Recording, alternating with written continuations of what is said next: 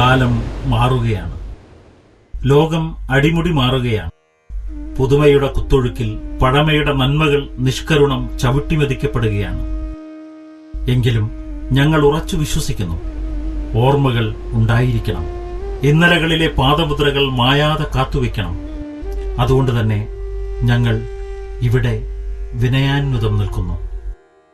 ഒരു മഹാപുരുഷൻ പിറന്ന വളർന്ന വഴിക്കല്ലുകൾ അടയാളപ്പെടുത്തിയ ഈ മുറ്റത്ത്, ഇത് കോഴിക്കോട് ജില്ലയിലെ കൊയിലാണ്ടിയിലുള്ള വലിയകത്ത തറവാട്.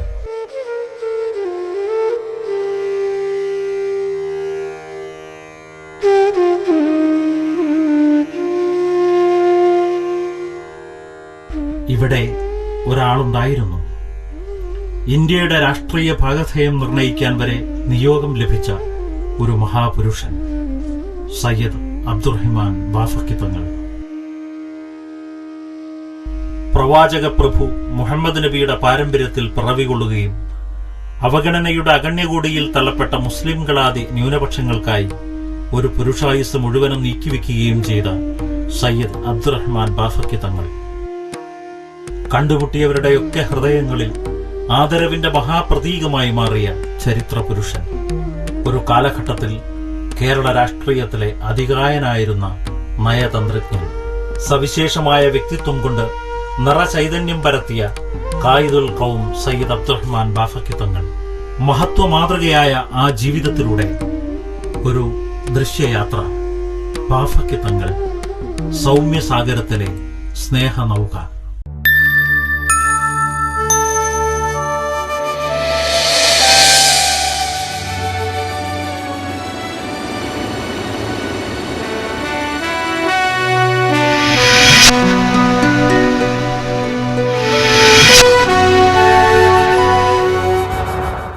ജ്ഞാനപീഠമേറിയ എസ് കെ പൊറ്റക്കാടിന്റെ വിശേഷണത്തോടെയാവാം ഈ യാത്ര. അദ്ദേഹം എഴുതി, വെള്ളപ്പട്ട് തലേക്കെട്ടും നീളം കുപ്പായവും ധരിച്ച് വട്ടത്താടിയോടുകൂടിയ തൊടുത്ത മുഖത്ത് നേരിയൊരു പുഞ്ചിരിയും വിരിച്ചു നിൽക്കുന്ന ഉന്നതാകാരനായ ബാഫഖി തങ്ങളെ ആദ്യമായി കാണുന്ന ഏതൊരാളും ഒന്ന് നോക്കി നിന്നുപോകും. നേതാവായി തീരാൻ പിറന്ന പുരുഷൻ തന്നെ എന്ന് പറഞ്ഞു പോകും. ഉന്നതാകാരത്തെക്കാൾ ഉന്നതമായിരുന്നു തങ്ങളുടെ മനസ്സ്. ഏറ്റവും ചെറിയവരോട് പോലും വിനയാന്വിതം പെരുമാറാനുള്ള വലിയ മനസ്സും അദ്ദേഹം സ്വന്തമാക്കിയിരുന്നു. പ്രവാചക പരമ്പരയിലെ ജന്മഗുണവും മഹത്വവും ജീവിതത്തിൽ പകർത്തിയ ധിഷണാശാലിയായ ജനനായകനായിരുന്നു സയ്യിദ് അബ്ദുറഹ്മാൻ ബാഫഖി തങ്ങൾ.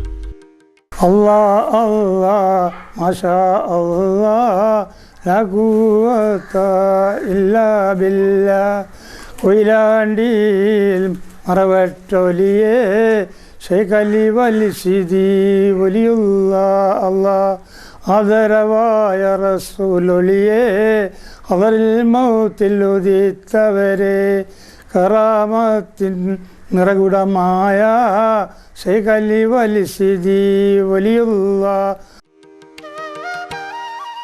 ലോക മുസ്ലിങ്ങളുടെ പുണ്യഭൂമിയായ ഹദർമൗത്തിൽ നിന്നും 200 വർഷങ്ങൾക്ക് മുമ്പ് കേരളത്തിലേക്ക് കുടിയേറിയ ബാഫഖി ഗോത്രത്തിലെ 4ാം തലമുറക്കാരനായ കൊയിലാണ്ടിയിൽ സ്ഥിരതാമസമാക്കിയ സയ്യിദ് അബ്ദുൽ ഖാദർ ബാഫഖിയുടെ പുത്രനായി 1902 സയ്യിദ് അബ്ദുറഹ്മാൻ ബാഫഖി തങ്ങൾ ഭൂജാതനായി. കുട്ടിക്കാലത്ത് ലഭിച്ച മതവിദ്യാഭ്യാസത്തിനൊപ്പം അറബിയിലും ഉറുദുവിലും പ്രാഗൽഭ്യം നേടിയ തങ്ങൾ വർത്തമാനകാലത്തെ ഭൗതിക വിദ്യാഭ്യാസത്തിന്റെ പ്രസക്തി വളരെയേറെ തിരിച്ചറിഞ്ഞിരുന്നു. 12 വയസ്സു മുതൽ സഹോദരന്റെ അരിക്കടയിൽ പ്രതിമാസം 1 രൂപ ശമ്പളത്തിന് ജോലി ചെയ്ത തങ്ങൾ 26 വയസ്സുവരെ ആ ജോലി തുടർന്നു. അതിനുശേഷമാണ് കൊയിലാണ്ടിയിൽ നിന്ന് കോഴിക്കോട്ടേക്ക് കച്ചവടത്തിനായി ചെല്ലുന്നത്.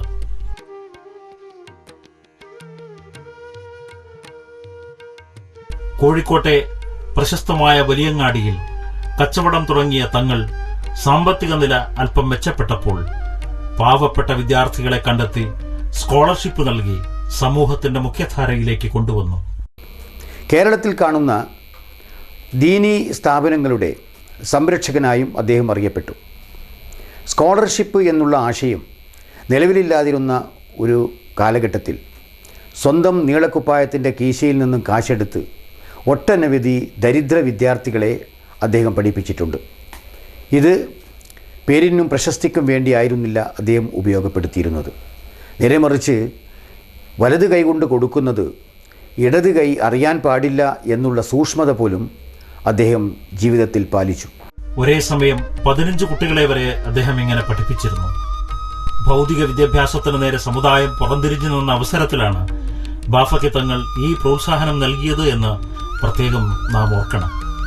ഈ സഹായഹസ്തത്തിന്റെ കനിവിൽ പഠിച്ചു വളർന്നവരാണ് മഹാന്മാരായ CH മുഹമ്മദ് കോയയും T അബ്ദുള്ളയുമൊക്കെ. പഠിക്കാൻ മിടുക്കനാണെന്ന് മനസ്സിലാക്കിയപ്പോൾ അത്തോളി ചെറിയാരംകണ്ടി തറവാട്ടിൽ നിന്നും മുഹമ്മദ് കോയ എന്ന ബാലനെ കൊയിലാണ്ടിയിലെ വലിയകത്ത് തറവാട്ടിൽ കൊണ്ടുവന്ന് താമസിപ്പിച്ച് കൊയിലാണ്ടി ഹൈസ്കൂളിൽ ചേർത്ത് പഠിപ്പിച്ചു. വിദ്യാഭ്യാസത്തിന്റെ ഉന്നതികളിലേക്കും ഒപ്പം രാഷ്ട്രീയത്തിന്റെ അത്യുന്നതികളിലേക്കും CH മുഹമ്മദ് കോയയെ കൈപിടിച്ചുയർത്തിയത് ബാഫക്കി തങ്ങളായിരുന്നു. ജീവിതത്തിൽ കച്ചവടക്കാരനായിരുന്നിട്ടും രാഷ്ട്രീയത്തിൽ കച്ചവടം കലർത്താതെ പ്രവർത്തിച്ച ബാഫക്കി തങ്ങളുടെ ജീവിത മാതൃക CHന്റെ ജീവിതത്തിൽ തെളിഞ്ഞു കണ്ടത് ഈ ഗുരുസ്വാധീനം കൊണ്ട് തന്നെയാണ്. ദേശങ്ങൾ താണ്ടി കച്ചവടം ചെയ്തിരുന്ന സഞ്ചാരപ്രിയരായ പൂർവികരുടെ പാരമ്പര്യം ബാഫക്കി തങ്ങളിലും പ്രകടമായിരുന്നു. 1933 മുതൽ സ്മര്യപുരുഷൻ മധ്യപൗരസ്ത്യ രാജ്യങ്ങളിൽ നിരവധി തവണ സന്ദർശനം നടത്തി. Iraq, Jerusalem, Saudi Arabia, Egypt, Indonesia, Malaysia, Sri Lanka എന്നിവിടങ്ങളിലൊക്കെ തങ്ങൾ യാത്ര ചെയ്തു. സയ്യിദ് അബ്ദുറഹിമാൻ ബാഫക്കി തങ്ങൾ ഒരു കാലഘട്ടത്തിൻ്റെ ശക്തി ചൈതന്യമായിരുന്നു. രാഷ്ട്രീയത്തിലും മത, സാമൂഹിക, സാംസ്കാരിക, വിദ്യാഭ്യാസ രംഗങ്ങളിലും മാതൃകാ പുരുഷനായിട്ടാണ് അദ്ദേഹം ജീവിച്ചത്.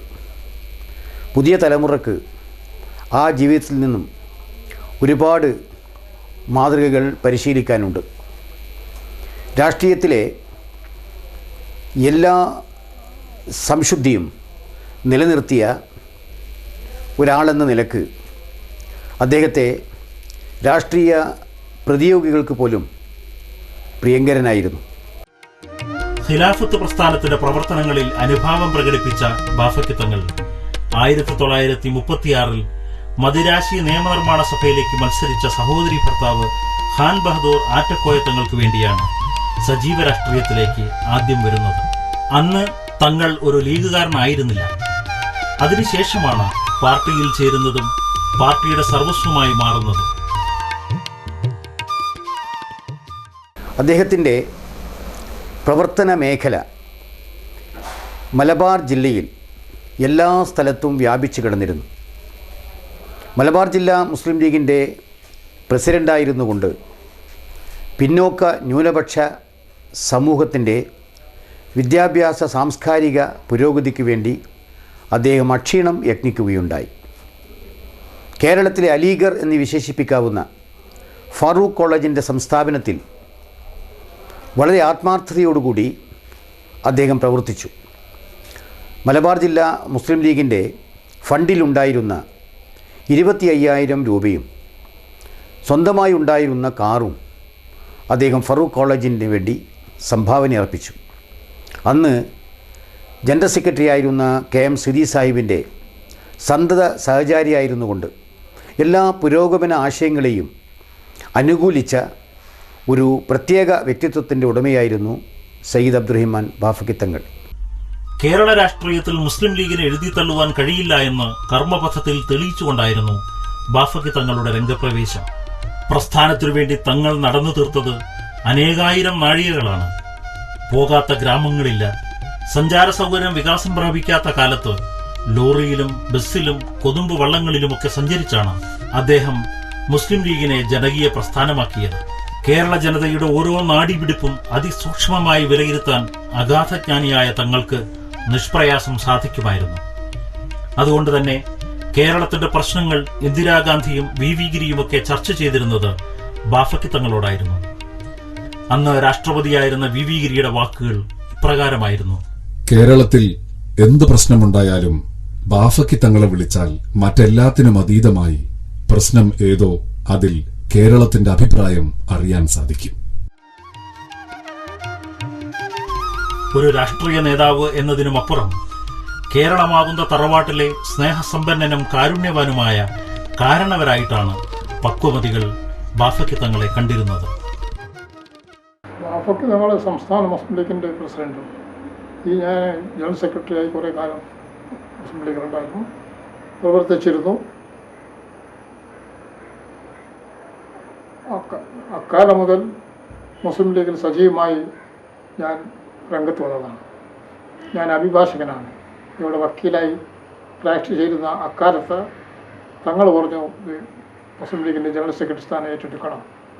അങ്ങനെയാണ് ഞാൻ ജനറൽ സെക്രട്ടറി സ്ഥാനം ഏറ്റെടുക്കുന്നത്.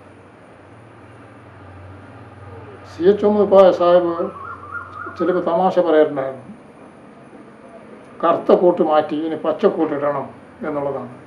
അഭിഭാഷകൻ എന്ന നിലയിലുള്ള കറുത്ത കൂട്ടാണല്ലോ. അപ്പോൾ സജീവമായി തന്നെ മുസ്ലിം ലീഗിൽ വരണം എന്നുള്ള ഒരു രീതിയിൽ പറഞ്ഞുകൊണ്ടാണ് എന്നെ എൻകറേജ് ചെയ്തത്. ആ നിലയിലാണ് ഞാൻ അവിടെ പോകുന്നത്. പിന്നെ തങ്ങൾ തന്നെയാണ് എന്നെ നാദാപുരം അസംബ്ലി നിൽക്കാൻ വേണ്ടി നിർബന്ധിച്ചതും നാദാപുരം ഞാൻ അസംബ്ലി നോമിനേഷൻ കൊടുത്തതും അവിടെ വിജയിക്കാനും കാരണവും തങ്ങൾ തന്നെയാണ്. തങ്ങൾ കൊയിലാണ്ടിയിൽ നിന്ന് നാദാപുരം വരികയും രാവിലെ മുതൽ വൈകുന്നേരം വരെ നാദാപുരത്തിൻ്റെ എല്ലാ മണ്ഡലങ്ങളിലും ചുറ്റുഭാഗം പോവുകയും പ്രചരിപ്പിച്ചതൊക്കെ ഞാനിന്ന് ഓർക്കുന്നുണ്ട്. ഒരു പ്രാവശ്യം തങ്ങൾ വരുമ്പോൾ ഞാൻ ഉറങ്ങിയിട്ട് എണീച്ചിട്ടില്ല. രാവിലെ തങ്ങൾ എന്നെ വന്നിട്ട് വിളിച്ചു, നീ സ്ഥാനാർത്ഥിയാണ്, നീ ഇങ്ങനെ അടിച്ചിട്ടില്ല. ഞാൻ കൊയിലാണ്ടിയിൽ നിന്ന് ഇവിടെ വന്നെത്തിയിരിക്കുകയാണ് സ്ഥാനാർത്ഥിക്ക് വേണ്ടി. അതുകൊണ്ടൊന്നും പറഞ്ഞിട്ട് ആ നിലയിൽ അദ്ദേഹം പ്രോത്സാഹിപ്പിച്ചതൊക്കെ ആർക്കും മറിക്കാൻ പറ്റില്ല എന്നുള്ളതാണ്. അതുപോലെ തന്നെ മുസ്ലിം ലീഗിൻ്റെ പ്രസിഡൻറ്റും സെക്രട്ടറി എന്ന നിലയിൽ ബഹളം സഹകരിച്ചുകൊണ്ടാണ് ഞങ്ങളൊക്കെ മുന്നോട്ട് നീങ്ങിയിരുന്നത് എന്ന് പറയാനാണ് ആഗ്രഹിക്കുന്നത്. നാഥനില്ലാതെ ദിക്കറിയാതെ നീങ്ങിയ സമുദായത്തിന് സംഘടിത ശക്തിയുടെ ഓജസ്സും തേജസ്സും കാമ്പും കരുത്തും നൽകി ബാഫയ്ക്ക് തങ്ങൾ. ഇന്ന് കേരളത്തിലെ മുസ്ലിങ്ങളടക്കമുള്ള പിന്നോക്ക വിഭാഗങ്ങൾക്ക് ശിരസ്സുയർത്തിപ്പിടിക്കുവാനുള്ള ഊർജം പകർന്നത് ബാഫയ്ക്ക് തങ്ങളുടെ ശാസ്ത്രീയവും പരിപക്വവുമായ ശ്രമഫലമാണെന്നാണ് ചരിത്ര യാഥാർത്ഥ്യം.